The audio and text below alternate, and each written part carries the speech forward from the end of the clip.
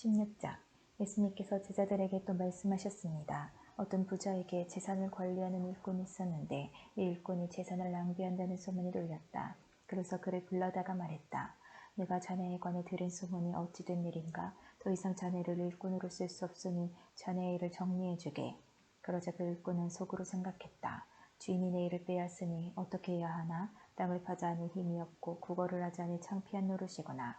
내가 할 일을 알았다. 내가 이 자리에서 물러날 때 사람들이 나를 집으로 맞이하게 만들어야겠다. 그 일꾼은 주인에게 빚진 사람들을 하나씩 불렀다. 첫째 사람에게 물었다. 주인에게 빚진 것이 얼마요? 그가 올리브 기름 100마리요 라고 대답하자 그 일꾼이 말했다. 당신의 문서가 여기 있으니 어서 앉아서 50마리라고 적으시오. 또 다른 사람에게 그가 진 빚이 얼마냐고 물었다. 밀 100섬이요 라고 대답하자 그 일꾼이 말했다. 당신의 문서가 여기 있으니 80섬이라고 적으시오. 주인이 그 불의한 일꾼이 슬기롭게 행동하는 것을 보고 그를 칭찬하였다. 이 시대의 아들들이 자기 일을 처리하는 데 있어서는 빛의 자녀들보다 더 슬기롭다. 내가 너희에게 말한다. 불의한 재물로 친구를 사귀어라. 그러면 그 재물이 없어질 때 그들이 너희를 영원한 것으로 맞아들일 것이다. 아주 작은 일에 충실한 사람은 많은 것에도 충실하다. 아주 작은 일에 충실하지 못한 사람은 많은 것에도 충실하지 못하다. 그러므로 너희가 불의한 재물에도 충실하지 못하면 누가 참된 것을 너희에게 맡기겠느냐? 너희가 다른 사람의 것에 충실하지 못하면 누가 너희 몫을 너희에게 주겠느냐? 그 어떤 종도 두 주인을 섬길 수 없다. 한 편을 미워하고 다른 편을 사랑하든지 아니면 한 편에게는 충성을 하고 다른 편은 무시하든지 할 것이다. 너희는 하나님과 재물을 함께 섬길 수 없다. 돈을 좋아하는 바리새파 사람들이 이 모든 것들을 들었습니다. 그리고 예수님을 비웃었습니다. 예수님께서 이들에게 말씀하셨습니다. 너희는 사람들 앞에서 스스로를 의롭다고 한다. 그러나 하나님께서 너희의 마음을 아신다. 사람에게 존경을 받는 것이 하나님께는 미움을 받는 것이다. 율법과 예언자의 때는 요한까지이다. 그러나 요한 이후부터는 하나님 나라의 복음이 전파된다. 모든 사람이 그 나라에 들어가려고 힘쓰고 있다. 율법의 작은 글자 하나가 떨어져 나가는 것보다 하늘과 땅이 없어지는 것이 더 쉬울 것이다. 자기 아내와 이혼하고 다른 여자와 결혼하는 사람은 누구나 간음죄를 짓는 것이다. 남편과 이혼한 여자와 결혼하는 사람도 간음죄를 짓는 것이다. 예수님께서 말씀하셨습니다. 어떤 부자가 있었다.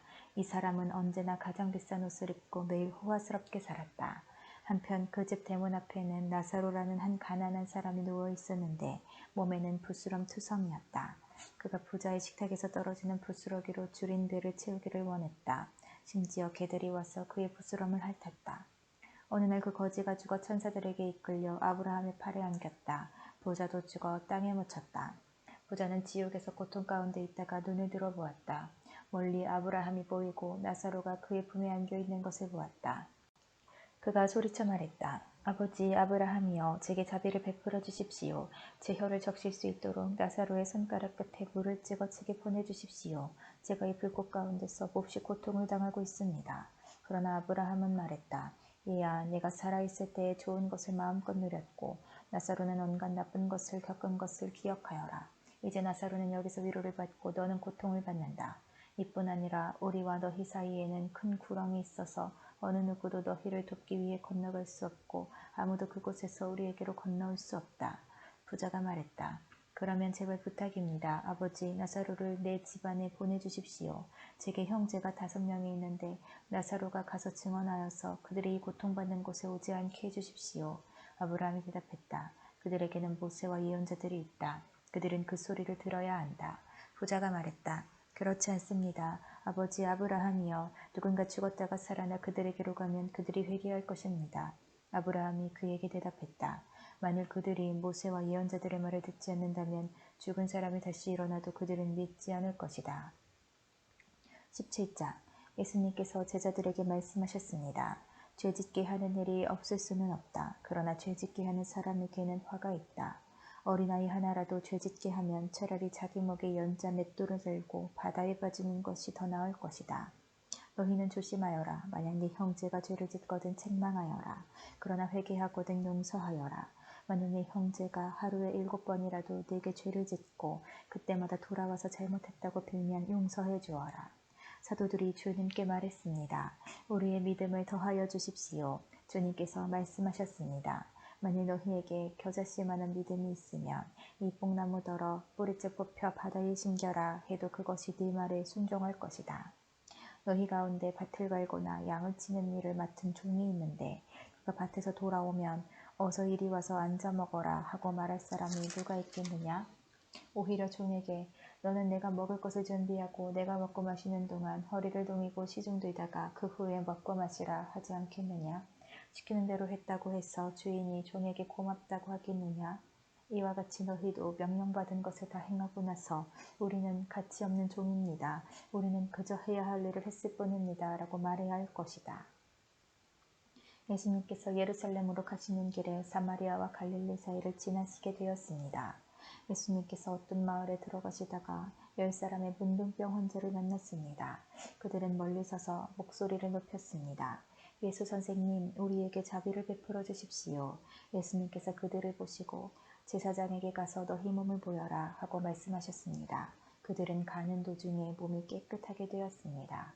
그들 가운데 하나가 자기가 나은 것을 보고 돌아와서 큰 소리로 하나님께 영광을 돌렸습니다. 그리고 예수님의 발 앞에 엎드려 감사를 드렸습니다. 그는 사마리아 사람이었습니다. 예수님께서 말씀하셨습니다. 10사람이 다 깨끗하게 되지 않았느냐? 그런데 9은 어디 있느냐? 이 이방인 외에는 하나님께 영광을 돌리러 돌아온 사람이 없단 말이냐? 그리고 그에게 말씀하셨습니다. 일어나 가거라. 네 믿음이 너를 낫게 하였다.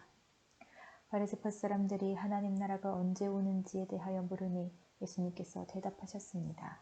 하나님 나라는 볼 수 있는 모습으로 오는 것이 아니다. 또 보아라 하나님 나라가 여기 있다 저기 있다 라고 말할 수도 없다. 왜냐하면 하나님 나라가 너희 가운데 있기 때문이다. 예수님께서 제자들에게 말씀하셨습니다. 너희가 인자의 날을 단 하루만이라도 보고 싶어 해도 보지 못할 때가 올 것이다. 또 사람들이 보아라 여기 있다 저기 있다 하여도 너희는 그들을 따라 나서거나 찾지 마라. 마치 번개가 하늘 이편에서 번쩍하여 하늘 저편까지 비치듯이 인자도 자기의 날에 그와 같을 것이다. 그러나 인자가 먼저 많은 고난을 당하고 이 세대 사람들에게 배척을 받아야 한다. 마치 노아의 시대처럼 인자의 날도 그와 같을 것이다. 노아가 배에 들어가는 날까지 사람들은 먹고 마시며 장가가고 시집을 갔다. 그러다가 홍수가 나서 그들을 모두 멸망시켰다. 롯의 시대에도 이와 같은 일이 있었다. 사람들이 먹고 마시며 사고 팔고 심고 집을 지었다. 그러나 롯이 소돔을 떠나던 날 하늘에서 불과 유황이 비오듯이 쏟아져 모두 멸망당하고 말았다. 인자가 나타나는 날에도 바로 그와 같을 것이다. 그날에 지붕 위에 있는 사람은 집 안에 있는 물건을 가지러 내려가지 마라. 들에 있는 사람도 돌아가지 마라. 롯의 아내를 기억하여라. 누구든지 자기의 생명을 지키려고 하는 사람은 잃을 것이다. 그러나 자기 생명을 버리는 사람은 얻을 것이다. 내가 너희에게 말한다. 그날에 두 사람이 한 자리에 누워 있을 것이나 하나는 데려가고 하나는 남겨둘 것이다. 두 여자가 같은 곳에서 함께 맷돌을 깔고 있을 것이나 하나는 데려가고 하나는 남겨지게 될 것이다. 그때 제자들이 대답했습니다. 주님, 어디에서 그런 일이 일어나겠습니까? 예수님께서 제자들에게 시체가 있는 곳에는 독수리들이 모인다 라고 말씀하셨습니다. 18장 예수님께서 언제나 기도하고 희망을 잃지 말아야 할 것을 가르치시기 위해 제자들에게 비유를 말씀하셨습니다. 어떤 마을에 하나님을 두려워하지 않고 사람들을 무시하는 재판관이 있었다. 그 마을에 과부가 한 명 있었다. 그는 재판관을 찾아가서 말하였다.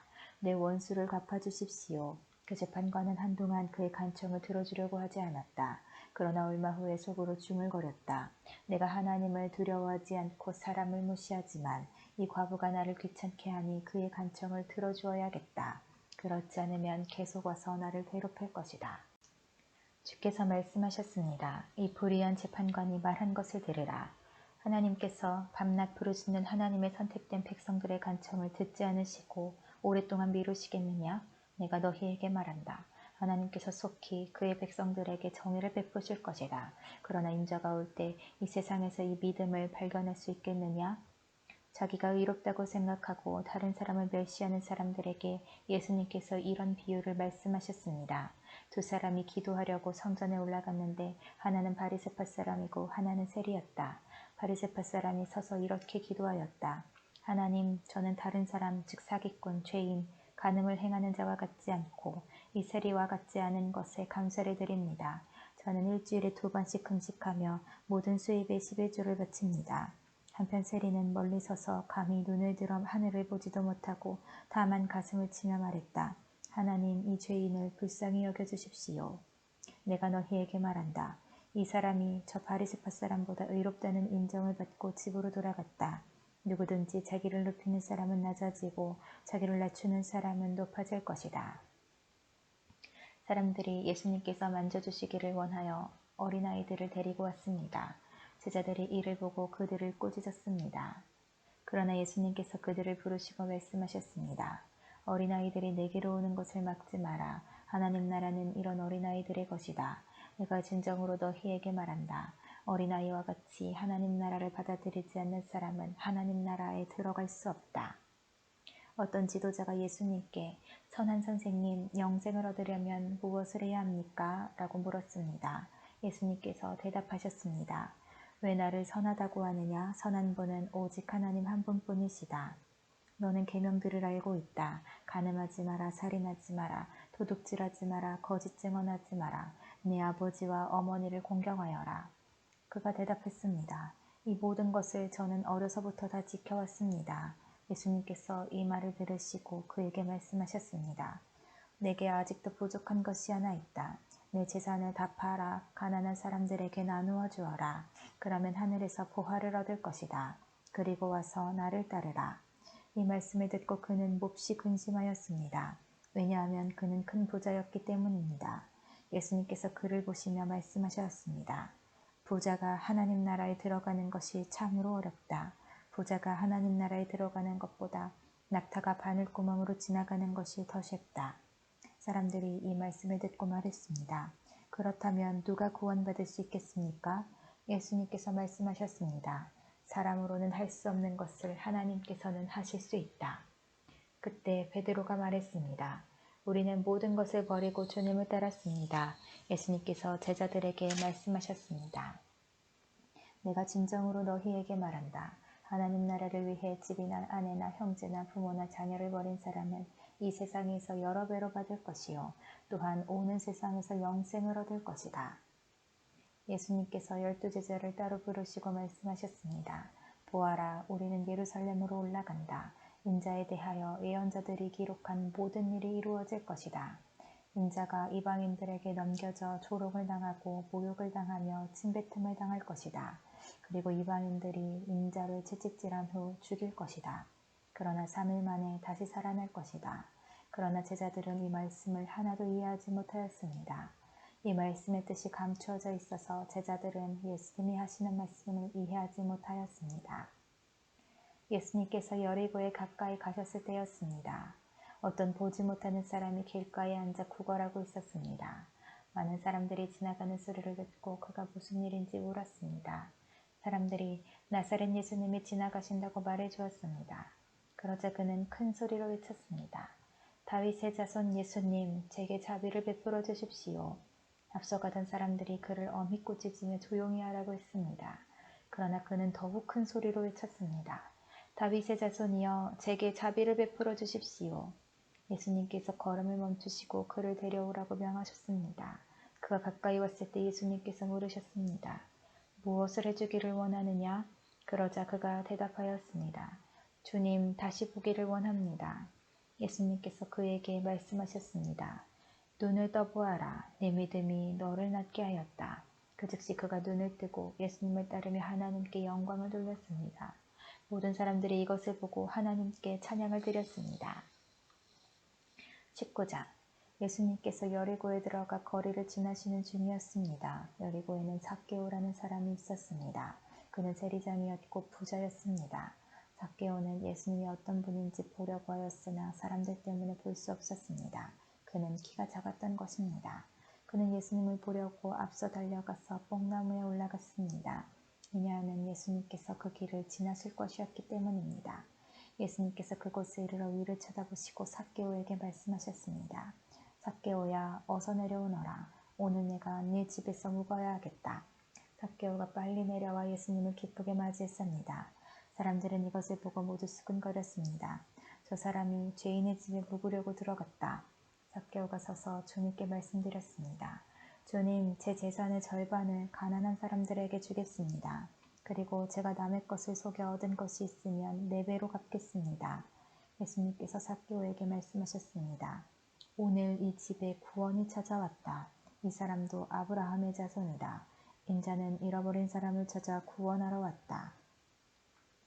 사람들이 예수님의 말씀을 듣고 있을 때 예수님께서 비유를 들어 말씀해 주셨습니다. 이 비유를 드신 것은 예수님께서 예루살렘에 가까이 오셨으므로 사람들이 곧 하나님 나라가 나타날 것으로 생각하였기 때문입니다. 예수님께서 말씀하셨습니다. 어떤 귀족이 왕위를 받아오려고 먼 나라로 가게 되었다. 그는 10명의 종을 불러 한 문화씩 10문화의 돈을 나누어 주면서 말했다. 내가 돌아올 때까지 장사를 하여라. 그러나 그들은 그를 미워하여 밀사를 뒤따라 보내어 왕위를 줄 사람에게 말을 전하였다. 우리는 이 사람이 우리의 왕이 되는 것을 원하지 않습니다. 그러나 그 귀족은 왕위를 받아가지고 돌아와서 돈을 맡겼던 종들을 불러 장사를 어떻게 했는지 알아보려고 하였다. 첫 번째 종이 와서 말했다. 주인님, 주인님의 한 문화로 10문화를 만들었습니다. 왕이 그에게 말했다. 잘하였다, 착한 종아. 네가 아주 작은 일에 충실하였으니 네게 10마을을 맡기겠다. 두 번째 종도 와서 말했다. 주인님, 주인님의 한 문화로 5문화를 만들었습니다. 왕이 그에게도 말했다. 내게는 5마을을 맡기겠다. 그런데 또 다른 종이 와서 이렇게 말하였다. 주인님, 주인님의 돈을 보십시오. 내가 이것을 수건에 싸두었습니다.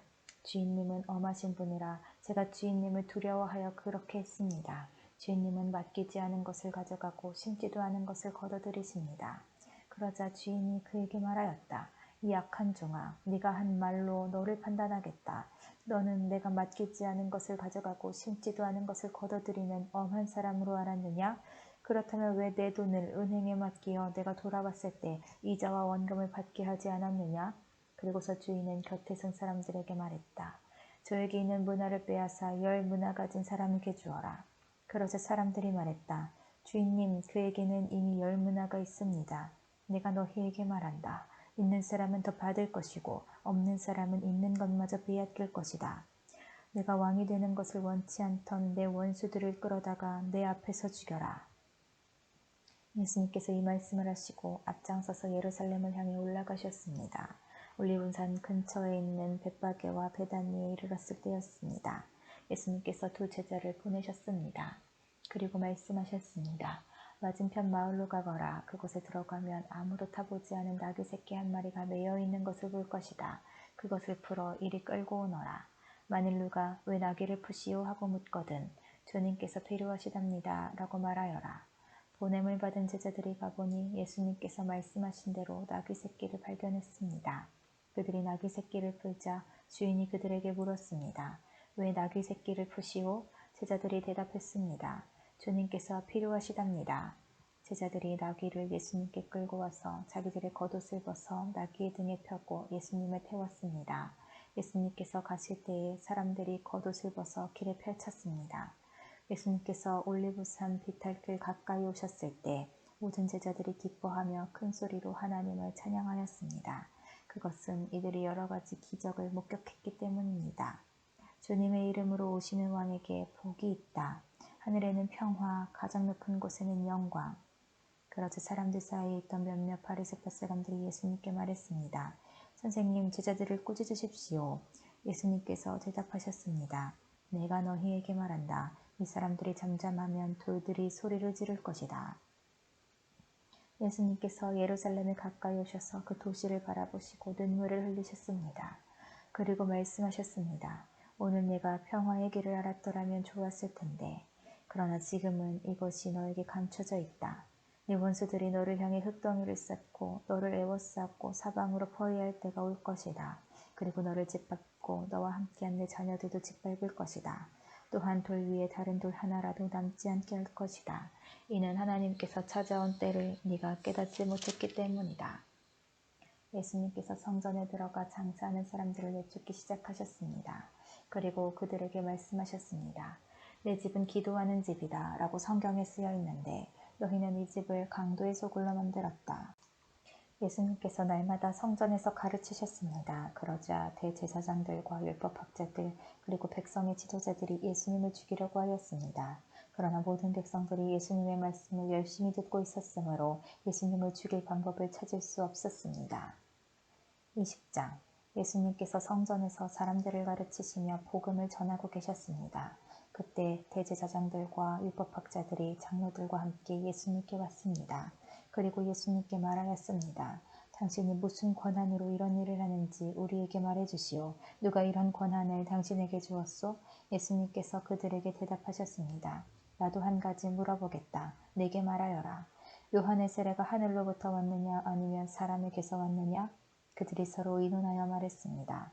만일 우리가 하늘로부터 왔다고 말하면 왜 그를 믿지 않았느냐고 할 것이다. 그렇다고 사람에게서 왔다고 말하면 모든 백성들이 요한을 예언자로 확신하고 있으므로 우리를 돌로 칠 것이다.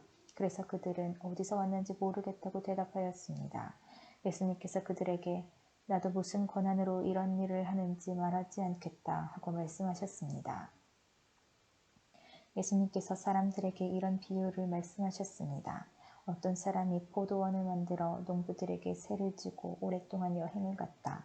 포도철이 되어 그 사람은 포도원의 수확 중에서 얼마를 거두려고 총 하나를 농부들에게 보냈다. 그러나 포도원 농부들은 그를 때리고 빈손으로 돌려보냈다. 주인은 다른 종을 보냈다. 그러나 그 종도 때리고 온갖 모욕을 주고 빈손으로 돌려보냈다. 주인은 세 번째 종을 보냈다. 이 종에게도 농부들이 상처를 입혀 쫓아내었다. 포도원 주인은 말했다. 어떻게 할까? 내 사랑하는 아들을 보내야겠다. 아마도 내 아들은 존경할 것이다. 포도원 농부들이 그를 보고 서로 의논했다. 이 사람은 상속자다. 이 사람을 죽여 유산을 우리가 가로채자. 그들은 아들을 포도원 밖으로 끌어내어 죽였다. 그러면 포도원 주인이 농부들을 어떻게 하겠느냐? 그가 돌아와 포도원 농부들을 죽이고 포도원은 다른 사람들에게 넘길 것이다. 사람들이 이 말씀을 듣고 말했습니다. 그런 일이 제발 일어나지 않았으면 좋겠습니다. 예수님께서 그들을 바라보시며 말씀하셨습니다. 그러면 건축자들의 버린 돌이 집 모퉁이의 머릿돌이 되었다고 기록된 것은 무슨 뜻이냐? 누구든지 그 돌 위에 떨어지는 사람은 부서질 것이요 이 돌이 누구 위에 떨어지든지 그를 가루로 만들 것이다. 율법학자들과 대제사장들이 예수님께서 이 비유를 자기들을 빗대어 하신 말씀인 줄 알았습니다. 그래서 즉시 예수님을 잡기를 바랐으나 사람들을 두려워하였습니다. 율법학자와 대제사장들은 예수님을 지켜보았습니다. 그리고 의로운 사람들인 척 가장한 정탐꾼을 보내서 예수님께서 하시는 말씀 가운데 트집을 잡으려고 하였습니다. 그리고는 예수님을 총독에게 넘기려고 하였습니다. 이들이 예수님께 물었습니다. 선생님, 우리는 선생님이 옳게 말씀하시고 가르치시는 것을 압니다. 선생님은 차별을 하지 않으시며 진실되게 하나님의 길을 가르치시는 것을 압니다. 우리가 가이사에게 세금을 바치는 것이 옳습니까? 옳지 않습니까? 예수님께서 이들의 계략을 하시고 말씀하셨습니다. 데나리온 동전 하나를 가져오너라. 이 돈에 누구의 얼굴과 이름이 새겨져 있느냐? 그들이 대답했습니다. 가이사의 것입니다. 예수님께서 그들에게 말씀하셨습니다. 가이사의 것은 가이사에게, 하나님의 것은 하나님께 바쳐라. 그들은 사람들 앞에서 예수님의 말씀을 트집잡을 수 없었습니다. 오히려 예수님의 대답에 놀라서 말문이 막히고 말았습니다. 부활이 없다고 하는 사두개파 사람들 가운데 몇몇이 예수님께 왔습니다. 그리고 예수님께 물었습니다. 선생님, 모세는 형이 자식 없이 아내를 두고 죽으면 동생이 형수와 결혼하고 형을 위해서 자식을 낳아야 한다고 했습니다. 그런데 7 형제가 있었습니다. 첫째가 아내를 얻었으나 자식이 없이 죽었습니다. 그리고 둘째도 자식 없이 죽었습니다. 셋째도 마찬가지였습니다. 결국 7 형제가 모두 자식이 없이 죽었습니다. 마침내 그 여자도 죽었습니다. 그러면 부활 때 그는 누구의 아내가 되어야 합니까? 7 형제가 모두 그를 아내로 맞이하였으니 말입니다. 예수님께서 그들에게 말씀하셨습니다. 이 세대의 아들들은 장가가고 시집간다. 그러나 죽었다가 다시 부활하여 하늘나라에서 살 자격이 인정된 사람들은 장가도 가지 않고 시집도 가지 않는다. 그들은 천사들과 같아서 다시 죽을 수도 없다. 그들은 부활의 아들들이므로 하나님의 자녀들이다. 죽은 사람들의 부활에 대해서는 모세도 떨기나무가 나오는 대목에서 잘 보여주었다. 모세는 주님을 아브라함의 하나님, 이삭의 하나님, 야곱의 하나님이라고 하였다. 하나님은 죽은 사람들이 하나님이 아니라 살아있는 사람들이 하나님이시다. 이들 모두는 하나님께 대하여 살아있다. 율법학자 몇 사람이 대답하였습니다. 선생님, 옳은 말씀을 하셨습니다. 사람들은 예수님께 감히 더 이상 묻지 못하였습니다. 예수님께서 그들에게 말씀하셨습니다. 사람들이 왜 그리스도를 다윗의 아들이라고 하느냐? 다윗이 시편에서 직접 말하였다. 주께서 내 주에게 말씀하셨습니다. 너는 내 오른쪽에 앉아라. 내가 네 원수들을 내 발판으로 삼을 때까지. 다윗이 그리스도를 주님이라고 하였는데 어떻게 그리스도가 다윗의 자손이 되겠느냐? 모든 백성들이 듣고 있을 때 예수님께서 제자들에게 말씀하셨습니다. 율법학자를 주의하여라. 이들은 긴 옷을 입고 다니는 것을 좋아하며 시장에서 인사받는 것과 회당과 잔치에서 윗자리를 좋아한다. 이들은 과부의 집을 삼키며 남에게 보이려고 길게 기도한다. 이들은 더 큰 심판을 받을 것이다.